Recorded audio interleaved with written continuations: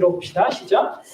베드로가 이르되 너희가 회개하여 각각 예수 그리스도의 이름으로 세례를 받고 죄 사함을 받으라. 그리하면 성령의 선물을 받으리니. 아멘. 여러분, 우리는 우리의 삶에 일어나는 많은 문제 속에서 우리의 삶의 근원적인 이 문제를 항상 피상적으로 볼 수밖에 없습니다. 인간은 자기 삶을 망가뜨리는 그 근원적인 문제에 대해서 제대로 파악하지도 못하고, 만약에 파악한다 하더라도 그것을 해결할 수도 없습니다. 그런 능력도 없어요. 우리는 우리의 이 역사가 흘러가는 동안에 사람들은 우리의 삶의 모든 이런 문제들, 인간 사회에서 아니면 자연에서 일어나는 이런 모든 것들이 우리의 어떤 과학적인 아니면 인간의 능력, 어떤 힘, 아니면 협력, 아니면 의학 이런 것들로 해결할 수 있고 해결될 거라고 기대했지만, 여러분들 보십시오. 우리가 여전히 해결할 수 없는 어떤 문제들이 여전히 있고, 또 우리가 예상치 못한 어떤 문제들이 또 발생하지 않습니까? 그리고 코로나를 통해서 우리가 톡톡히 이걸 경험했잖아요. 교육이나 정치나 이 사회가 발전하면 그래도 괜찮을 거다 이렇게 노력해서 부단히 하지만, 그래서 해결되는 것도 있긴 있습니다. 고마운 거 감사한 거죠. 진보가 있습니다. 그러나 또 계속해서 새롭게 발생되는 그런 문제 속에서 우리는 계속 허덕이며 살아갑니다. 그리고 우리는 여전히 이런 악과 고통 현실 속에서 불안해하고 두려워야 하죠. 어떻게 해서든 간에 우리의 힘으로 이 고통을 줄여보고, 우리 어떻게 해서든 우리에게 있는 사실 이제 죽음의 그 실체도 가능한 많이 생각 안 해보려고, 그냥 그래도 어떤 주어진 삶을 최대한 즐기고 누리기 위해서 부단히 애쓰며 살아가는 게 우리란 말이에요. 불안한 마음을 그런 것들 하면서 약간 마약처럼 그렇게 하며 살아가는 거예요. 그러면서 이제 돈과 권력과 이런 명예에 집착합니다. 이게 여러분 세상 사람들이 일상의 삶의 현실을 이게 맞닥뜨리는 방식이에요. 특히 이들 중에서 이제 돈과 명예와 권력, 집안 이런 게 없다, 나는 금수저가 아니다, 그러면 이제 종교를 찾는 거죠. 종교를. 신의 이름을, 신의 존재의 힘을 빌어서 자기의 삶에 생각하는 그 문제들, 그것도 문제들, 표면적인 문제들 해결해 달라고 막 이제 지성이며 감천이라고 하는 그런 중심으로 막 이제 신을 이제 달달볶기 시작하죠. 그게 여러분들 우리입니다. 근데 기독교 신앙을 또 그렇게 믿는 사람도 있는 게 안타까운 거죠. 아무리 얘기해도 이게 생각을 못 해요. 또 여러분들, 근데 여러분들이 볼 때는 이 고통의 문제 때문에 힘들어하는 사람을 되게 크게 안타까워하지만, 또 하나 여러분들 외적으로 진짜 좋은 조건에 있는 사람들 있잖아요. 금수저 집안에 태어나서 정말 부족함이 없이 그냥 자기가 이루고자 원하는 거 다 하며 살아가는 그 사람들, 그 사람들의 경우에는 여러분들은 다른 관점으로 보셔야 됩니다. 이게 그들은 더 안타까운 삶을 사는 겁니다. 부러운 게 너무 많죠. 우리보다 돈도 많고 즐기고 누리는 거 많지만, 근데 여러분, 예수님 뭐라고 하셨어요? 부자는 천국에 들어가는 것이 어렵다, 낙타가 바늘귀에 들어가는 것보다 어렵다고 하셨습니다. 여러분들, 저들은 그들 안에 자신을 망치고 결국 영원히 자신을 멸망하게 할 그 본질적인 문제에서 전혀 생각해볼 그런 기회를 얻지 못합니다. 허락된 그 좋은 조건 때문에 오히려 그것에 눈 감고 살아가는 게 이 세상의 그 좋은 조건을 가진 사람들의 이 상태란 말이에요. 근데 여러분, 부러워할 게 아닙니다. 그러면 우리의 이 근원적인 문제를 파악하고 또 그 문제를 진짜 해결할 수 있는 게 뭐냐? 그것은 여러분, 우리가 우리의 힘으로 할 수 없죠. 그 근원적인 문제를 아시고 그 문제를 해결할 그 지혜와 능력을 가지신 그분은 오직 하나님밖에 없습니다. 그분이 우리를 창조하셨기에 우리를 아십니다. 우리의 문제가 어디 있는지, 또 우리에게 무엇이 유익한지 그분은 우리보다 우리를 잘 아시는 분이란 말이에요. 그리고 사실 여러분들, 하나님이 그것을 우리에게 알려주지 않는다고 하더라도 그게 그게 죄가 되는 게 아니거든요. 그럼에도 불구하고 감사한 것은 그가 우리에게 이러한 우리의 근원적인 문제를 알려주시고요, 또 그 문제를 우리더러 해결하라고 내버려 두는 것이 아니라 친히 그 문제를 스스로 해결해 주겠다고 말씀하신다는 거예요. 또 약속하신다는 것이죠. 여러분, 이런 관점에서 이 기독교 신앙과 기독교가 얘기하는 이 구원을 생각해 보셔야 됩니다. 그럼 우리 하나님께서 우리의 가장 결정적인 근원적인 문제를 뭐라고 얘기하셔요? 바로 죄라고 얘기합니다. 나의 인생의 그 시작과 내가 살아가는 삶에서 누리는 그 모든 것들과 영위하게 되는 모든 것들을, 정말 선한 것들을, 기쁜 내가 누리는 것들에 대해서 제공하신 그 하나님을 감사하지 않는 것, 그 하나님께서 나의 유익을 위해서 말씀하시는 그 뜻에 대해서 어기되 항상 어기면서 살아가는 우리들, 해야 할 것은 하지 않고 하지 말아야 할 것은 하면서 어떻게 해서든 또한 자기가 자기 힘으로 어떻게 해서든 이 세상에서 자기가 생각하는 수준의 어떤 구원을 이뤄보고자 하는, 제가 이게 지금 죄를 종합적으로 설명한 겁니다. 이런 것들을 갖는 우리 인간들, 이게 이제 우리의 문제다, 이렇게 얘기하십니다. 그리고 여러분, 우리의 이 문제 때문에 우리에게는 뭐가 있습니까? 가장 큰 불행은, 비참함은 이 죄 때문에 우리가 마땅히 받아야 될 하나님의 진노와 저주입니다. 그리고 그것은 우리가 지난 시간 다뤘듯이 현세에서 맛볼 뿐만 아니라 내세에서 그 실체를 마주하게 됩니다. 어떤 벌로요? 두 가지 벌이 있다고 했죠. 뭐요? 상실의 벌, 단절되는 벌, 그리고 감각의 벌. 몸에 아니면 정신적인 어떤 이런 감각으로 와닿는 그런 형벌로 우리가 이 땅을 살게 되고요. 이 내세에서 영원한 지옥의 심판에서 그것의 궁극적인 실체를 맛보게 되는 것이죠. 근데 그게 여러분들 단 하나의 작아 보이는 죄에 대하여서 그렇게 받는 이 대가란 말이에요. 왜 그렇다고요?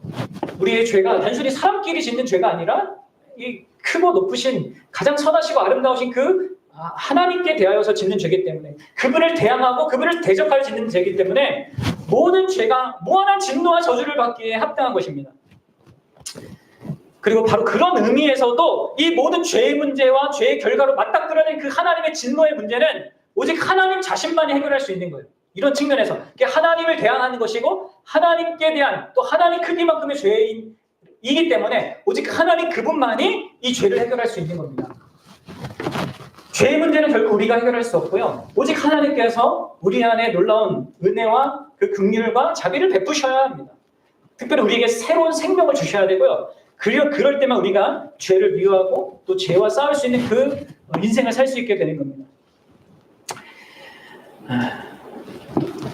어떻습니까? 여러분들, 죄에 대한 이러한 인식들이 점점 더 우리 안에 바르게 세워져 가고 있습니까?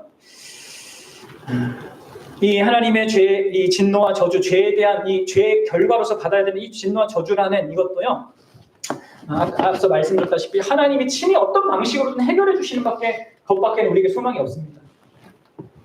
그리고 근데 이제 하나님은 사실 이런 생각이 우리에게 들잖아요. 네? 아니, 하나님이 세상을 말씀으로 창조했으면 이 죄를 용서하는 것도 그냥 말로 내가 너 용서한다 이렇게 하면 안 되나? 이 말씀의 능력이 그렇게 큰데 그렇게 하면 안 되나? 그럼 돼요, 안 돼요? 안 되니까. 그건 불가능한 이야기니까 예수님이 온 거 아닙니까? 그렇죠? 이 죄는 말로 용서가 되는 것이 아니라 진짜 그 대가를 받아야 하는 것입니다. 그리고 하나님은 죄를 반드시 벌하셔야 되는 분이기 때문에 이 죄에 대한 책임을 그냥 없는 걸로 해줄 수가 없어요.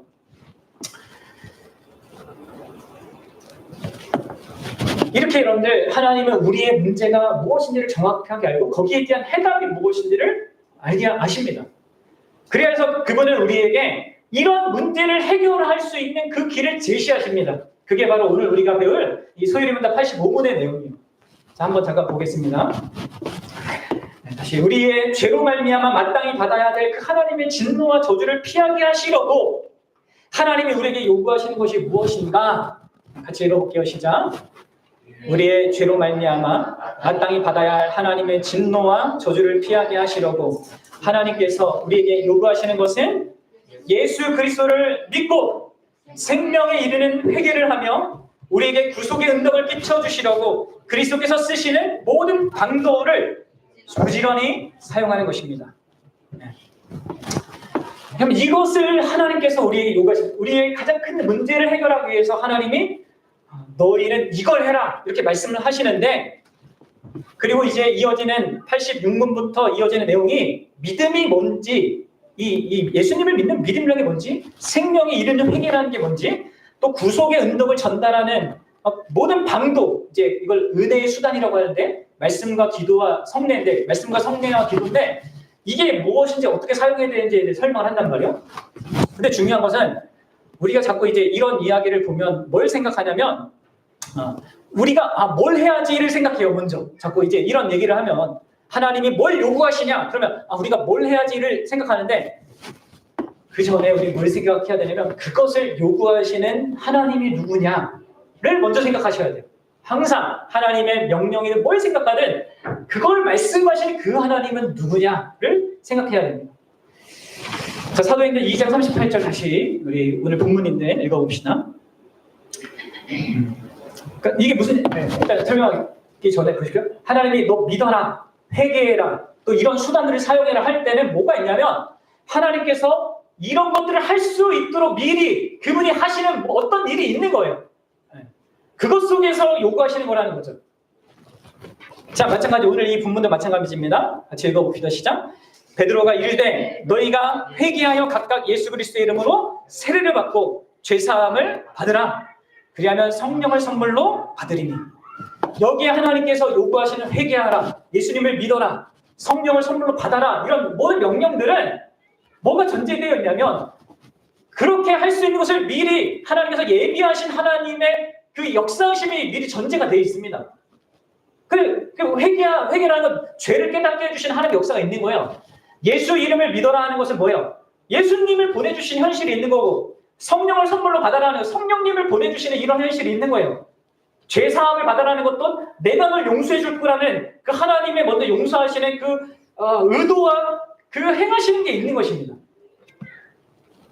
그래서 이 부분들을 우리가 좀 생각을 해보겠습니다. 그래서 여러분들 우리 신자가 이 예수님의 요구를 이렇게 받아서 내가 그렇게 하는 것은 어떤 의미에서는 되게 쉬운 거예요. 잘 생각해보면 어려운 걸 요구하는 것이 아니라 쉬운 걸 요구하는 겁니다. 너희들이 만들어서 없는 걸 만들어서 막 뭘 해서 이렇게 하라는 의미가 아니거든요.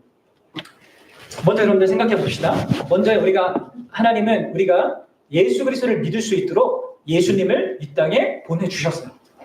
죄와 저주의 그 모든 문제를 해결하기 위해서 우리는 그 예수님을 믿어야 되는데 믿을 대상이 있어야 될 거 아니에요. 그 믿을 대상이신 그 예수 그리스도를 2000년 전에 역사의 한가운데 중심에 그분을 보내주셨단 말이에요. 요한복음 8장 42절 한번 읽어봅시다. 시작. 예수께서 이르시되 하나님이 너희 아버지였으면 너희가 나를 사랑하였으리니 이는 내가 하나님께로부터 나와서 왔으니라. 나는 스스로 온 것이 아니요 아버지께서 나를 보내신 것입니다. 그러니까 하나님께서 아들을 보내신 그게 있으니까 우리가 그 예수를 믿을 수 있는 거 아니겠습니까? 그렇죠? 그리고 그분이 이 땅에서 내가 살아야 될 그 모든 삶을 사시고 내가 받아야 될 그 모든 이 죄로 받아야 될 진노와 저주를 그분이 다 받으셨기 때문에 그 삶을 친히 그렇게 사시면서 다 이루셨기 때문에 우리가 그분을 믿을 수 있고 믿을 때 그 효과가 우리에게 적용될 수 있는 것입니다. 믿음과 회개, 내가 살아가는 그 모든 삶의 어떤 그 죄의 문제가 무엇인지 예수님이 자기의 삶을 통해서 보여주지 않았더라면 우리가 또 이 죄가 뭔지 어떻게 압니까? 그러니까 믿음과 회개도 이게 다 하나님이 하신 것 속에서 내가 가질 수 있고 할 수 있는 거다.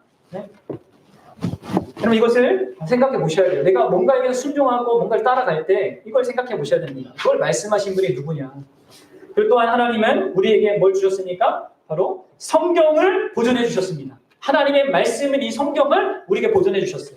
이사야서 40장 8절 하나님 이렇게 약속하시죠. 뭐래요? 풀은 마르고 꽃은 시드나 우리 하나님의 말씀은 영원히 서리라. 하나님이 약속한 대로 이 성경을, 이 기록된 성경을 계속해서 그렇게 보존해 주셨어요. 그 예수님도 마태복음 24장 35절에 이렇게 얘기했죠.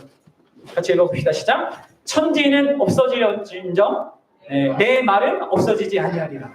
그 예수님의 말 꼭 반드시 우리가 기억해야 될 그 말도 이 성경에 이렇게 박아서 주셨단 말이에요. 이런 사실을 이제 사도 바울은 로마서 15장 4절에서 이렇게 얘기합니다. 같이 읽어보겠습니다. 시작. 무엇이든지 전에 기록된 바는 성경이죠. 우리의 교훈을 위하여 기록된 것이니 우리로 하여금 인내로 또는 성경의 위로로 소망을 가지게 하려 합니다. 이 성경이라는 것을 주셔서 우리로 하여금 이런 예수님에 대한 믿음과 회개를 이런 모든 것들을 반응할 수 있게 하신 것입니다. 그럼 우리가 어떻게 이 모든 구원의 일을 이루시고 우리가 해결할 수 있는 저주와 진노의 문제를 바로 예수님께서 해결하셨다는 것을 어떻게 알아요, 우리가? 이 성경이 없으면. 그리고 그 하나님께서 지난 2000년의 역사 동안에 이 성경을 거의 있는 그대로 보존해 주지 않았더라면 그 처음에 쓰여졌던 이 성경은 양피지로 되어 있지 않았겠습니까? 그게 쉽게 마모되고 쉽게 이게 닳고 없어지는 거예요. 그래서 우리 그 초대교회 사람들이 계속 이게 필사하고 해서 엄청난 사본들이 막 있는 것입니다. 수천 개의 사본들이 있는 거예요. 그걸 이제 우리가 다 종합해가지고 그 원본이 이거일 거다 해가지고 이게 찾아놓은 게 지금 오늘날의 성경인데, 그럼 이 성경을 그런 모든 이게 없어질 수 있는 모든 상황이 있고, 그리고 기독교가 항상 융성하진 않았잖아요. 핍박을 엄청 받아서 막 이렇게 전멸당할 수 있는 이 사건들도 엄청 많았습니다. 역사마다. 근데 여러분, 성경이 지금까지 있는 그대로 그 초기에 있는 거의 그대로의 그 모습을 그대로 유지하고 있는 것이 이게 그냥 우연이겠냔 말이에요. 이 성경이 없었다면 우리는 예수님도 몰랐고 우리 안에 있는 죄의 실체도 몰랐고 그로 말미암아 하나님의 진노와 저주의 문제도 몰랐고, 그래서 어떻게 해결해야 할지도 몰랐을 것입니다. 구약도 그렇고 신약도 그렇고 하나님의 특별한 섭리 속에서 이렇게 우리에게 존재하여서 우리에게 주어져 있는 것입니다. 핸드폰으로 우리가 띡띡 보고 뭐 성경 이제 교회 그 모태신앙들은 집안에 성경이 하도 많이 있어서 또 읽지는 않고 많이 있어서 그거의 중요성과 가치를 모르지만 너무나 이거 소중한 거고, 이 성경의 가치와 중요성 여러분 알아야 됩니다. 응? 그리고 우리나라에 여러분 성경이 언제 들어왔습니까? 19세기 초에 들어왔거든요. 응? 1823년인가? 13년인가? 네. 그 독일 루터파의 귀칠라프라고 하는 그 선교사님이 어디 그 섬으로 이제 배를 이렇게 항해해서 들어와서 처음 이제 우리나라에 들어온 선교사님이거든요. 그분이 이제 한문 성경과 그리고 주기도문을 한글로 번역해가지고 우리에게 거기 그 섬에서부터 이제 보급하기 시작했고, 또 그 이후에 들어온 선교사님들 그들이 계속해서 성경을 번역해가지고 우리에게 이 하나님의 말씀을 알게 했답니다. 그리고 성경이 사실 우리나라의 이런 문맹률 있잖아요. 이것을 높이는데 엄청나게 역할을 했단 말이에요. 성경을 통해 사람들이 한글을 배우고 읽을 수 있는 그런 교재가 됐죠. 그래서 여러분들 우리가 그 3.1절 그런 어떤 이 일제 강점 시기에 그런 애국 운동 하는데도 기독교인들이 많이 참여했던 것입니다. 그 성경을 읽고 배우고 그 속에서 어떤 새로운 가치관과 이런 이해 속에서 할 수 있었던 것이죠. 여러분, 이게 다 우연이 아닌 어떤 하나님의 섭리 협상 속에서 이렇게 온 것입니다. 나에게까지. 성경 진짜 가볍게 생각하면 안 돼요. 진짜 소중하게 돼야 됩니다. 그리고 여러분들이 특별히 진짜 이렇게 성경을 자기 옆에 두고서 이렇게 하나님의 말씀을 읽고 할 수 있는 그런 시대는 진짜 없었어요, 여러분들. 아십니까? 고대에는 다 그 성경은 그냥 교회당에, 이렇게 성당에 뭐 가거나 뭐 이렇게, 아니면 회당에 가거나 모임 가서 결국 이제 이 목사가 설교할 때 그때 좀 들을 수 있는 그 정도였지. 다 이게 없으니까 이런 것들이.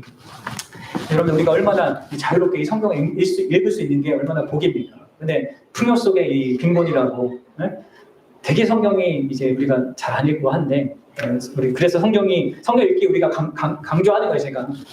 자, 뿐만 아니라 하나님께서는 이 성경을 이렇게 보존해 주실 뿐만 아니라 뭘 해주셨습니까? 하나님의 성령을 보내주셨습니다.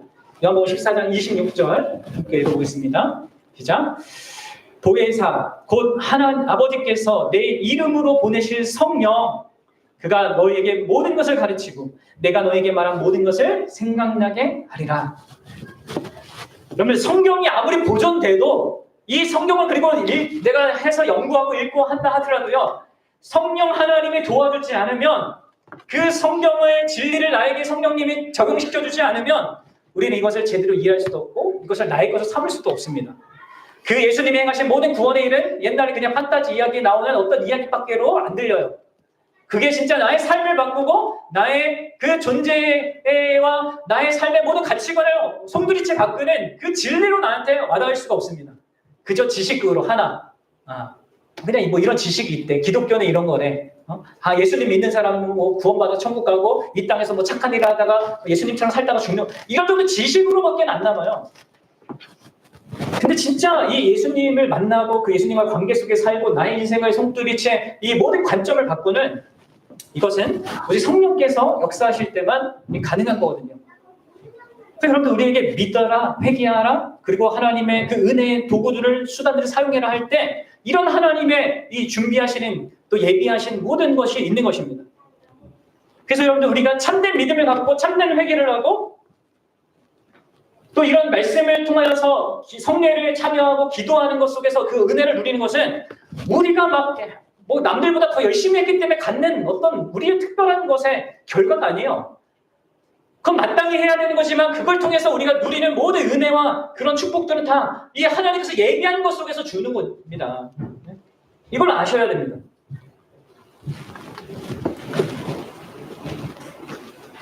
그리고 마지막으로 여러분들 하나님은 우리에게 교회를 또한 주셨습니다. 요한복음 17장 14절 읽어보겠습니다. 예수님이 이제 마지막 기도하시면서 하나님 아버지께 고백한 건데 뭐예요? 내가 아버지의 말씀을 그들에게 주었사오니 누구의 제자들에게 주었다는 거예요? 세상이 그들을 미워하였으니 이는 내가 세상에 속하지 아니함과 같이 그들도 세상에 속하지 아니함으로 인함입니다. 뭐 뒤에 건 나중에 설명 옆에 게 중요하죠. 예수님이 받으신 하나님의 말씀을 누구에게 줬다고요? 제자들에게 줬단 말이에요. 그러면 이 제자들은 또 어떻게 했습니까? 17장 20절에 이렇게 얘기하죠. 예수님이 기도하십니다. 내가 비웃는 것은 이 사람들만이 아니요 또한 그들의 말로 말미암아. 어떤 말? 내가 전해준 그 말. 제자들은 예수님으로부터 예수님의 말을 받고 제자들은 그 예수님의 말을 또 예수님의 믿어야 될 사람들에게 또 전한단 말이에요. 우리 밖에 있는 양들에게 또 전한단 말이에요. 그들로 인해서 믿을 사람들을 위해서 예수님이 기도하셨단 말이에요. 그러니까 예수님은 뭘 준비하셨냐면 이 성경만 주고 또 성령만 준비하신 게 아니라 이 성경을 잘 설명해주고 이 성경의 진리를 올바르게 가르쳐줄 수 있는 그런 교회라는 그 공동체를 하나님께서 예배해 주신 것입니다. 사도행전 그 에베소서 2장 20절에 교회를 이렇게 얘기하잖아요. 너희는 하면 에베소 교회를 얘기합니다. 교회는 뭐예요? 사도들과 선지자들 터 위에 세우심을 입은 자다. 이 교회라는 것은 사도들의 진리, 선지자들이 말한 그 진리 위에 세워진 그런 교회, 그런 존재다라고 이렇게 얘기합니다. 그러니까 성령께서 성경을 가리키고 성경을 읽는 우리에게 깨닫게 하실 때 뭘 도구로 사용하시냐면 교회의 그 말씀을 전하는 직분자 혹은 미리 말씀을 깨달은 사람들을 통하여서 이 성경을 알게 하시는 거예요. 그러니까 여러분 성경은 혼자 읽는 게 아닙니다. 네? 혼자 보고 혼자 깨닫는 게 아니에요. 그럴 수도 있지만 그럴 특별한 은혜를 가끔씩 하나님 주시긴 하지만 일반적으로는 하나님은 사람을 세우셔서 이 진리의 말씀을 깨닫도록 성령께서 그렇게 사람을 사용하셔서 깨닫게 하시는 방식으로 한단 말이에요. 에베소 4장 11절과 12절에 그래서 이러한 직분들이 교회 안에 있는 겁니다. 뭐예요? 같이 읽어봅시다. 그가 어떤 사람은 사도로, 어떤 사람은 선지자로, 어떤 사람은 복음을 전하는 자로, 어떤 사람은 목사와 교사로 삼으셨으니 이는 성도를 온전케 하여 봉사일을 하게 하며 그리스도의 몸을 세우려 하십니다. 여러분들 지금 따라오고 있습니까? 네. 하나님께서 우리가 마땅히 받아야 될 그 우리 죄로 말미암는 하나님의 진노와 저주를 피할 수 있도록 뭐 하시는 겁니까? 바로 하나님 자신께서 우리가 그것을 피할 수 있는 그 길을 친히 다 마련해 주시는 것입니다. 허락해 주신 것이 있는 것 속에서 그 기반 속에서 예수를 믿어라, 회개하라, 그리고 이 은혜의 수단들, 예배와 이 말씀과 성례와 이 기도라는 은혜의 수단들을 사용해라 이렇게 요구하시는 것이죠. 그리고 물론 여기에서는 이걸 하면은 이 저주와 진노만 피하는 건 아니잖아요. 그렇죠?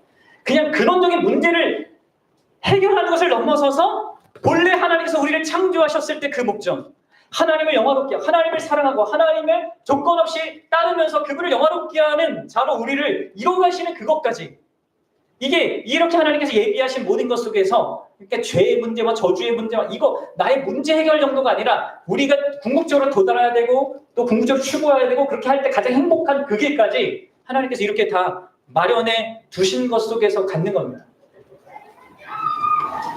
그래서 여러분들 예수님이 교회를 사랑하고 그 사랑하는 그 목적에 대해서 에베소서에서 이렇게 얘기하잖아요. 특별히 남편들아 잘 드세요. 남편들아 앞으로 남편을 될 사람도 남편들아요, 그렇죠? 들으세요? 뭐라고요? 아내 사랑하기를 그리스도께서 교회를 사랑하시고 그 교회를 위하여서 자기를 주심같이 하라. 근데 그 목적이 뭡니까? 왜 그렇게 하는 겁니까? 아내의 유익을 뭐예요? 이는 곧 물로 씻어 말씀으로 깨끗하게 하사 거룩하게 하고 자기 앞에 영광스러운 교회로 세우사 티나 주름 잡힌 것이 나 이런 것들이 없이 거룩하고 흠이 없게 하려 하십니다. 그렇게 사랑하는 목적은 이 아내를 가장 아름답게 만들기 위하여서, 가장 예수님 자신 닮은 영광스러운 존재 만들기 위해서 예수님이 이 자기의 전부로 그렇게 사랑하는 거란 말이에요. 그러니까 여러분들, 이러한 모든 것들이 이렇게 하나님이 하시는 것 속에서 내가 하는 것이 있는 거다. 네?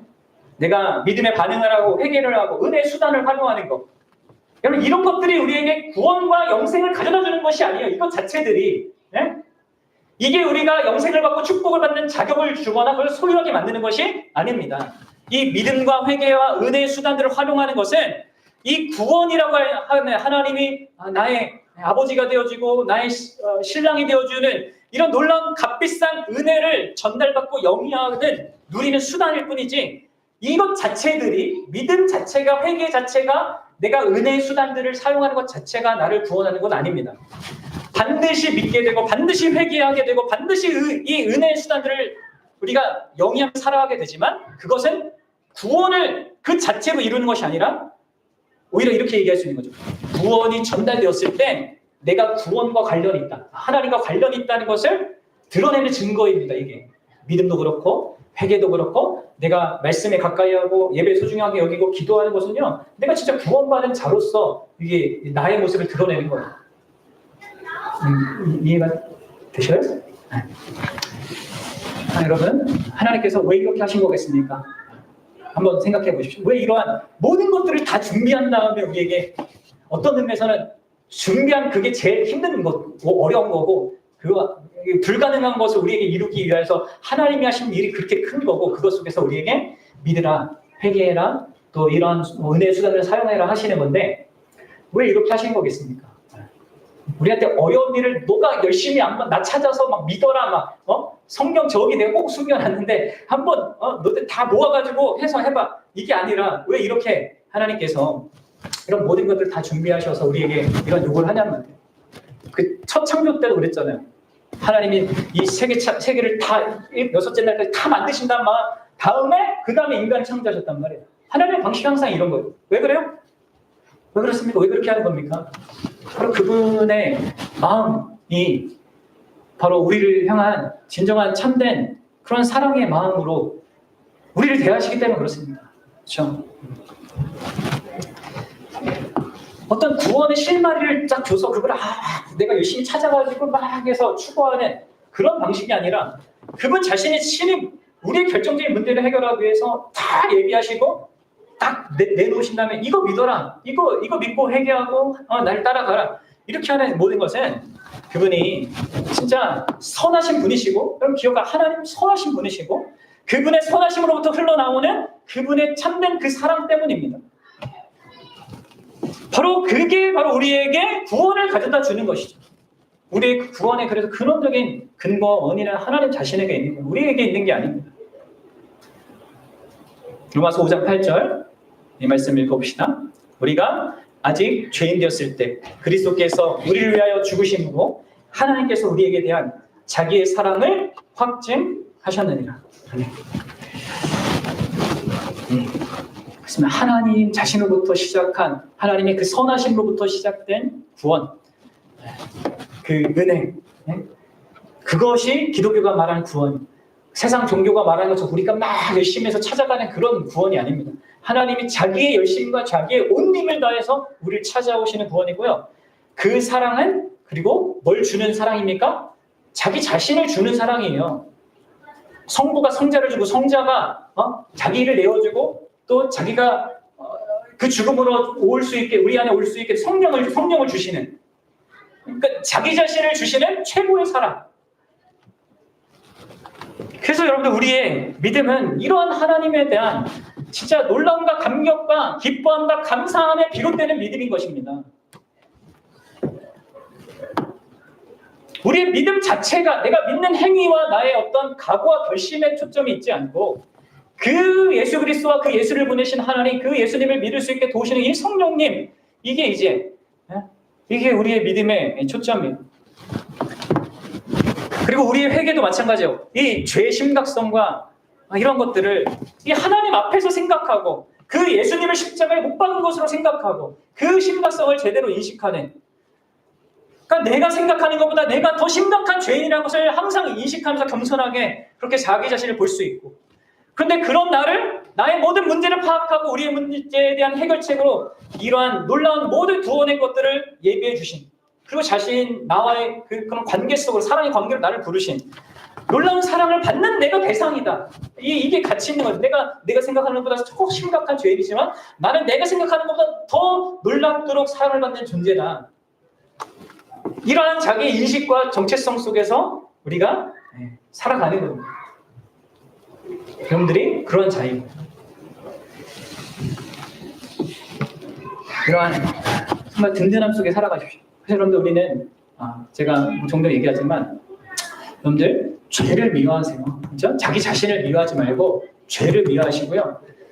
우리를 사랑하셔서 그 죄로부터 우리를 건져내셔서 우리를 온전하게 사랑을 만들어 가셔서 그 하나님을 기대하시고 자기를 소중하게 여기십시오. 하나님이 소중하게 여기는 나라는 걸 아셔야 되고, 내 안에 있는 죄와 내가 싸우는 겁니다. 분리를 하셔야 됩니다. 분리하셔서 볼 수 있어요.